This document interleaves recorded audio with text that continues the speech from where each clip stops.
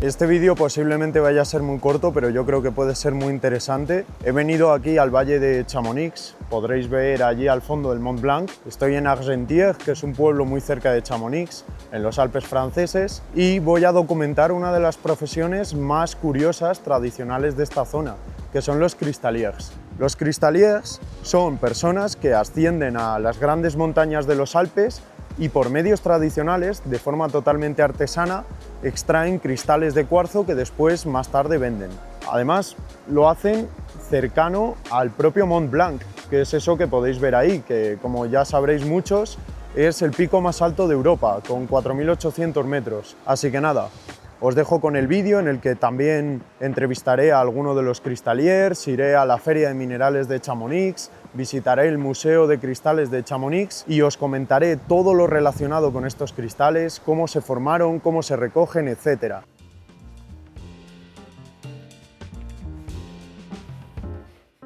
La profesión de cristalier es muy antigua.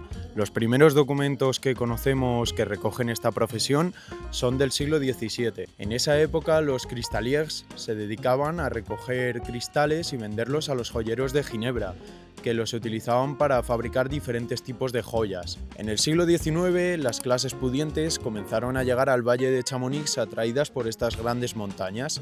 Los cristaliers aprovecharon este auge del turismo para establecer en Chamonix diferentes tiendas en las cuales vendían sus cristales.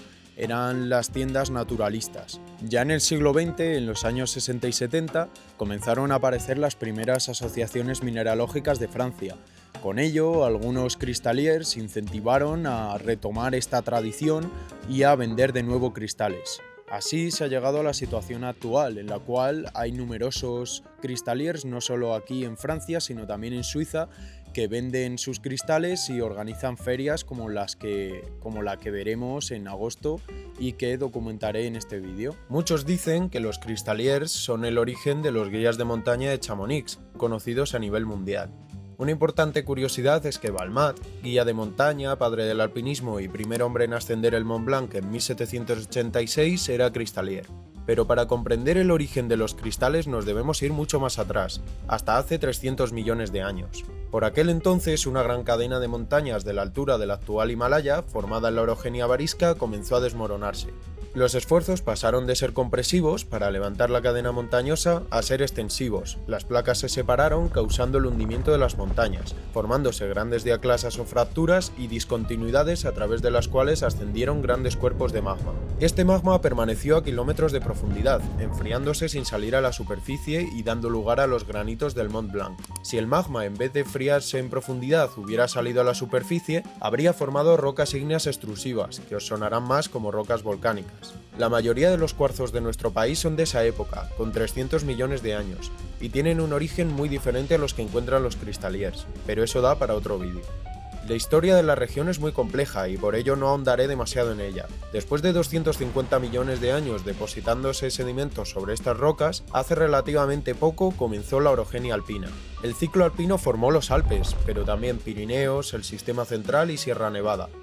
A medida que la cadena montañosa se elevaba, la erosión comenzó a actuar, sacando a la superficie los granitos y otros materiales que habían estado enterrados a 15 kilómetros de profundidad y a temperaturas de hasta 400 grados en las raíces de estas montañas.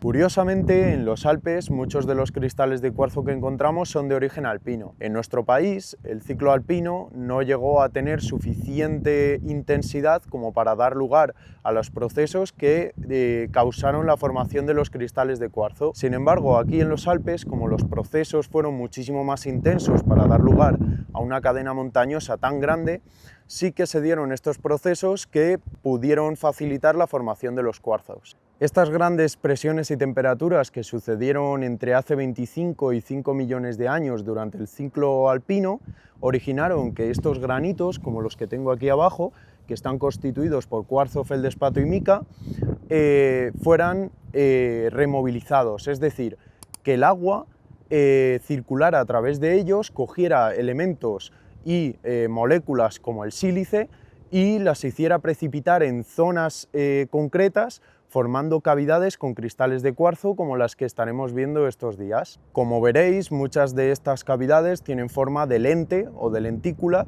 y a veces formas de filones, y eso es porque aprovechan las fracturas que había en las rocas. Estos fluidos se internan aprovechando todas las fracturas que hay dentro de los granitos y precipitan y cristalizan con lentitud dentro de ellos. Además, el tamaño de los cristales dependerá de cuán grande sea la cavidad o el hueco que había previamente. El tamaño de los cristales también depende del tiempo que se deja a los cristales crecer. Cuanto más tiempo se permita crecer a estos cristales, más grandes serán. En concreto, se estima que los cristales crecieron a una velocidad de 1 centímetro cada 100.000 años. Por ello, los cuarzos más grandes, de hasta 1 metro, llegaron a estar millones de años para crecer. Los cuarzos precipitaron por un descenso de la temperatura. Todos estamos muy familiarizados con que a mayor temperatura el azúcar es más soluble en la leche. En el caso del cuarzo, si baja la temperatura, al no poder disolverse los fluidos que hay dentro de la cavidad, precipitará en sus paredes. En total, el agua tardó casi 20 millones de años en pasar de 400 grados a 10 grados centígrados. En todos los Alpes, incluyendo Suiza, hay 3 generaciones de cuarzos. Una entre hace 22 y 20 millones de años, otra entre 20 y 18 y una última de 15 millones de años que dio lugar a las amatistas. En algunos sitios incluso hay una cuarta de 5 millones de años. Esto nos deja alucinados a los amantes de la geología porque en términos geológicos no es casi nada de tiempo. Para que os hagáis una idea, por aquel entonces ya había incluso homininos deambulando por el planeta. En los años 60 un guía se dio cuenta de que cuanto más arriba se iban en la montaña, más oscuros eran los cristales de cuarzo. Esto tiene una gran explicación geológica y se debe a que el color ahumado de los cristales de cuarzo está causado por la radiactividad. Entonces, en los grandes picos de Chamonix, que tienen rocas graníticas ricas en elementos como uranio o torio, los cristales son negros, es decir, variedad morión, o ahumados, mientras que en los valles, que son de neises y anfibolitas, que son rocas metamórficas que apenas tienen elementos radiactivos, los cristales son transparentes. Y os preguntaréis cómo se da este color marrón o ahumado en los cristales. Para ello deben de confluir dos cosas. Por un lado debe de haber radiactividad en las rocas y por otro lado debe de haber potenciales centros de color. Estos potenciales centros de color suelen ser impurezas dentro de los cristales. En este caso, en el Valle de Chamonix, estas impurezas son de aluminio y litio. Cuando un electrón del enlace aluminio-oxígeno es desplazado por una partícula radiactiva dentro de la estructura del cuarzo y se desplaza a otro sitio de esa estructura, genera un centro de color que puede haber incluso uno entre 1.000.000 dentro de la estructura. No tiene por qué haber muchos centros de color. Entonces, este centro de color, este intercambio de energía, absorbe ciertas longitudes de onda de la luz que dan este característico color amarronado.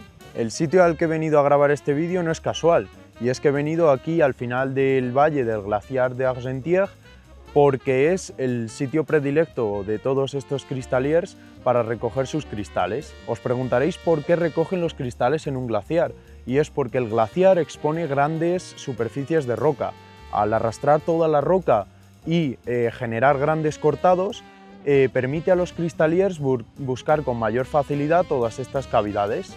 Bueno, acabo de hacer un pequeño salto temporal porque estamos a 9 de agosto y he venido a la Feria de Minerales de Chamonix. Hace aproximadamente un mes grabé las escenas que habéis visto antes en Argentière, me acerqué a buscar a los cristaliers y estaban todos en un funeral. De hecho, yo llegué al pueblo, crucé el puente, llego a la entrada de la iglesia y vi que estaba todo el mundo fuera y pensé que era una oportunidad increíble porque estarían todos saliendo de misa.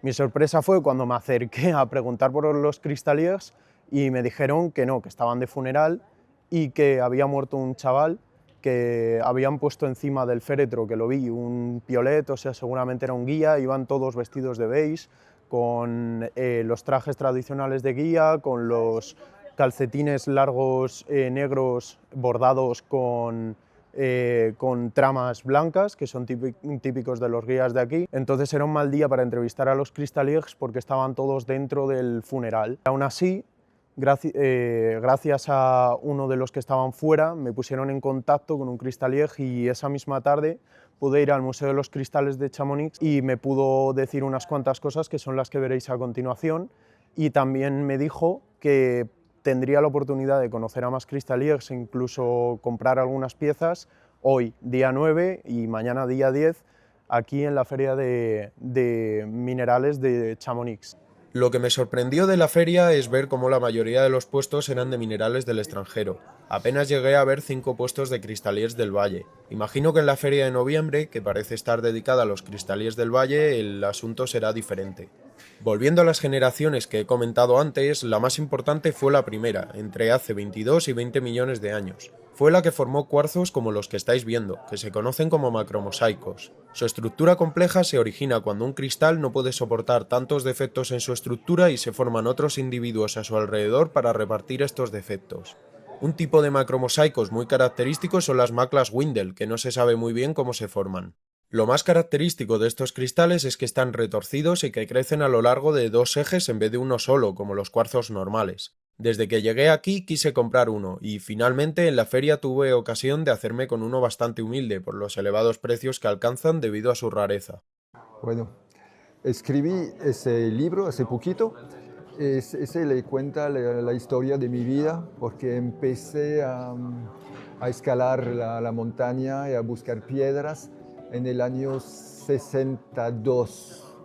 Yo tenía como 7 años con mis padres en el mar de hielo y encontré mi primer cristal y fue una emoción tan grande que yo quise después buscar más cristales y seguí buscando cada año desde esa época.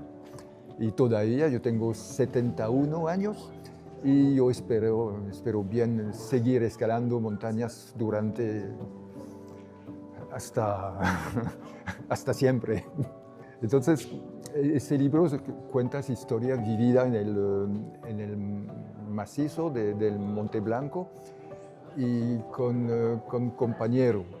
Y yo tengo una historia con un amigo español que se llama Simón Elias, que está cristalier, aquí está guía de montaña y cristalier. Es un amigo querido, muy, muy, muy fuerte, que escala con Kilian Jornet. Él sube corriendo y yo atrás tratando de seguirlo, pero es un amigo muy querido y yo cuento historia con él y con muchos más amigos también que fueron, que yo viví aventura increíble, a veces dramática, pero mucho también amor por la montaña y las piedras. Yo quisiera traducirlo en español. Yo lo traducí en inglés y de pronto en español. So for me, it's not a profession; it's like a hobby. And so I'm a mountain guide, and I discover crystals up in the mountain.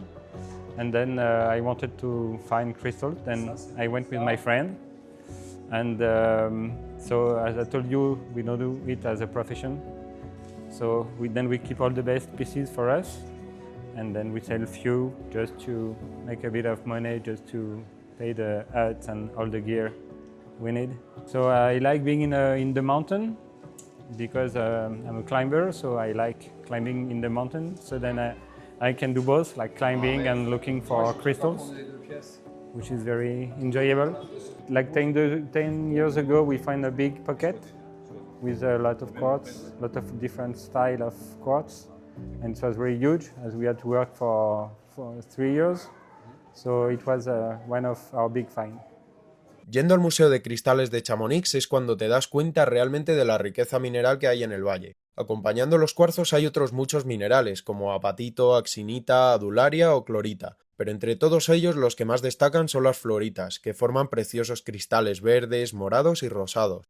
Para comprender de dónde proceden estos colores, antes debemos conocer la estructura de la fluorita, que forma empaquetados de calcio y flúor con este aspecto. Cuando algunos iones de calcio son sustituidos por itrio, las fluoritas toman colores morados, y cuando los calcios son sustituidos por samario se forman fluoritas verdes. Las amarillas se forman cuando el flúor es sustituido por iones moleculares O3-. Las rojas, que son las más famosas, tienen el mecanismo más complejo. Son rojas por la presencia de centros de color en un enlace entre un itrio y una molécula de O3-. En el caso de los cuarzos ahumados, los centros de color eran activados por radiactividad. En este caso, son activados por las altas temperaturas a las que se forman las fluoritas, por lo que si les da demasiado la luz solar, al no ser un color estable a temperatura ambiente, va haciéndose más tenue. Pero a todo esto, ¿de dónde sale el flúor para formar las fluoritas? La biotita, que es la mica oscura que hay en los granitos, contiene 6 gramos de flúor por kilo. A 400 grados este mineral es inestable y se transforma en otro que se llama clorita, liberando el flúor.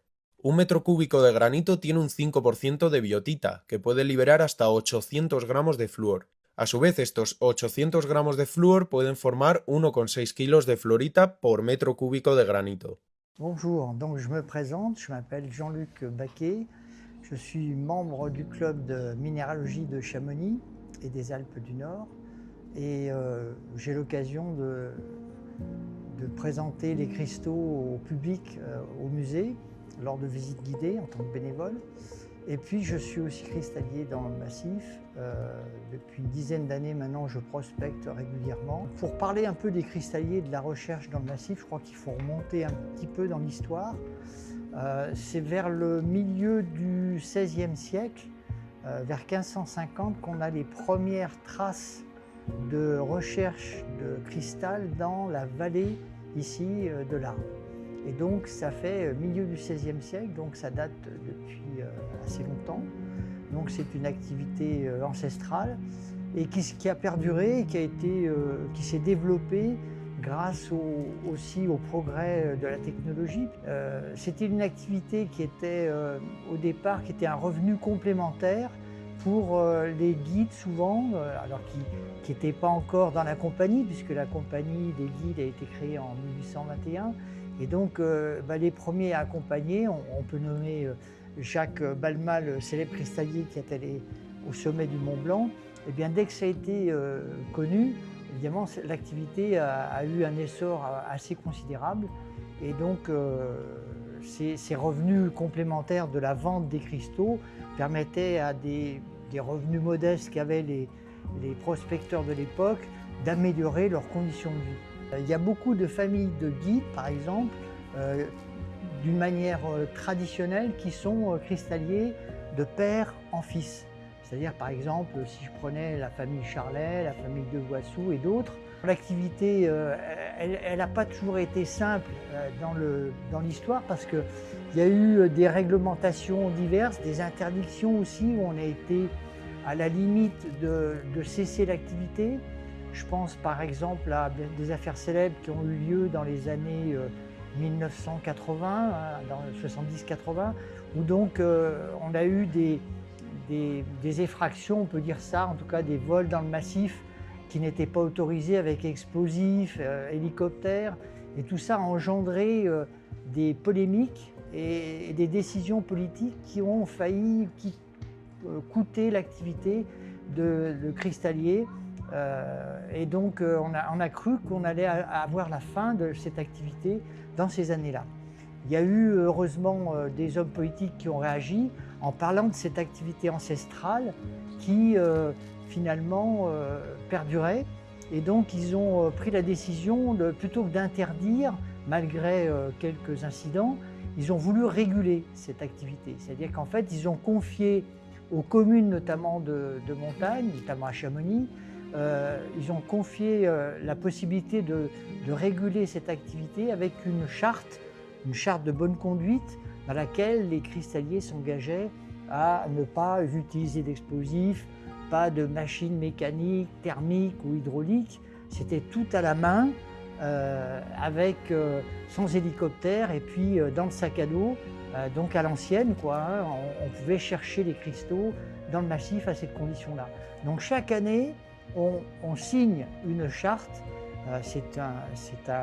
Une charte qui a été renouvelée d'ailleurs dernièrement. Et dans cette charte, eh bien, on accepte un certain nombre de contraintes. Donc il faut nettoyer ce qu'on a fait comme travail dans le massif lorsqu'on a trouvé des cristaux. Donc il faut laisser la place propre. Si quelqu'un a travaillé avant nous, on doit lui laisser la priorité sur le travail qu'il a commencé. Donc s'il y a un four, c'est-à-dire une grande cavité remplie de cristaux qui a été découverte par quelqu'un, eh bien on va laisser cette personne finir son travail. Et si nous-mêmes on en trouve un de four, eh bien on laisse un outil dedans et puis on a 3 années pour exploiter ce cristal, enfin ces différents cristaux dans la veine ou dans le four qu'on a trouvé. Donc en plus on doit donner une partie de notre récolte à la commune. Donc il a été convenu que 30% seraient regardés par la commune et le musée pour pouvoir prélever des pièces patrimoniales intéressantes. Et donc le reste est laissé au cristallier qui peut les revendre comme il le souhaite dans une bourse. Et il y a une différence, c'est que les cristalliers suisses, ils ont une réglementation qui n'est pas du tout la même que la nôtre. Par exemple, eux, ils sont autorisés à utiliser l'explosif s'ils ont passé un diplôme. Et puis alors, une autre particularité en Suisse, c'est qu'ils utilisent aussi ce qu'on appelle des patentes dans chaque canton. C'est-à-dire qu'il y a dans le Valais, par exemple, il y a certaines communes où c'est libre. Vous n'avez rien à payer pour aller chercher des cristaux. Mais dans d'autres communes, ils vous font payer à la journée, à la semaine, au mois, à l'année. Et donc, c'est pas comme nous, on ne paye rien. Par contre, on demande l'autorisation à la mairie de pouvoir aller dans le massif chercher. En général, on dit que dans le massif, des cristalliers qui sont réguliers et qui sont, on va dire, acharnés, qui sont un peu du secteur, il y en a entre 30 et 40 qui sont vraiment qui sont réguliers dans ce secteur-là. Dans les gneiss, par exemple, moi ça m'est arrivé de ne pas pouvoir extraire des choses dans des gneiss qui sont très dures. Le granit, il se délite des fois très facilement. Moi j'ai des amis qui ont trouvé des choses, et moi-même aussi j'en ai trouvé, dans le bassin d'Argentière, qui étaient sur des granites complètement délités. Ils avaient juste à ramasser la pièce, à la retourner pour trouver un beau quartz fumé, une belle petite fluorine, parce qu'il y avait eu une érosion très importante et une dégradation du granit, alors que dans les gneiss qui sont extrêmement solides, ils se délitent beaucoup moins et c'est pas toujours évident d'extraire des choses de ces gneiss. Oui, alors c'est vrai que la fluorine rouge ou rose, il y en a de la violette, il y en a un peu de verte aussi. C'est rare et effectivement c'est un peu le trésor du massif du Mont Blanc. Et c'est très recherché par les grands collectionneurs à l'étranger. À tel point que c'est difficile pour un cristallier qui découvre une belle pièce de la laisser ici au musée parce que les prix atteignent des sommes absolument incroyables. Et donc la conserver en France, ça devient difficile. Certaines pièces nous échappent. Il faut savoir que le massif du Mont Blanc, c'est immense.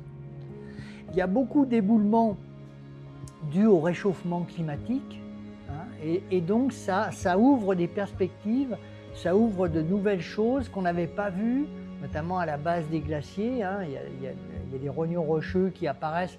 On ne les avait pas vus depuis 30 ou 40 ans pour certains, en tout cas jusqu'à un certain degré. Et puis en plus, il y a aussi des éboulements qui ont lieu en haut.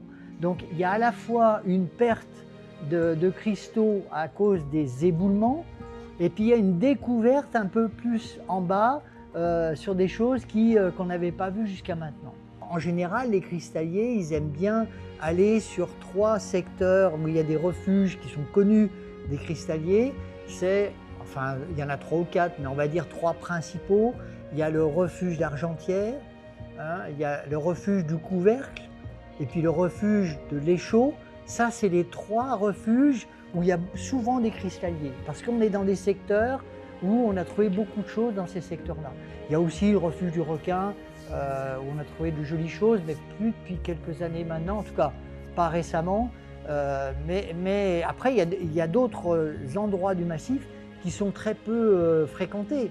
Hein. Il y a environ, on va dire, d'après une enquête qui avait été faite il y a quelques années, il y a presque 50 à 60% du massif qui n'a pas été couvert par les cristalliers. Ça veut dire qu'il y a encore des grosses possibilités de découverte. Espero que os haya gustado el vídeo y que hayáis aprendido muchas cosas sobre la profesión de cristalier y sobre los minerales que recogen. Si es así, os recomiendo que os suscribáis, que le deis like y que conectéis las notificaciones si queréis ver futuros vídeos sobre los Alpes.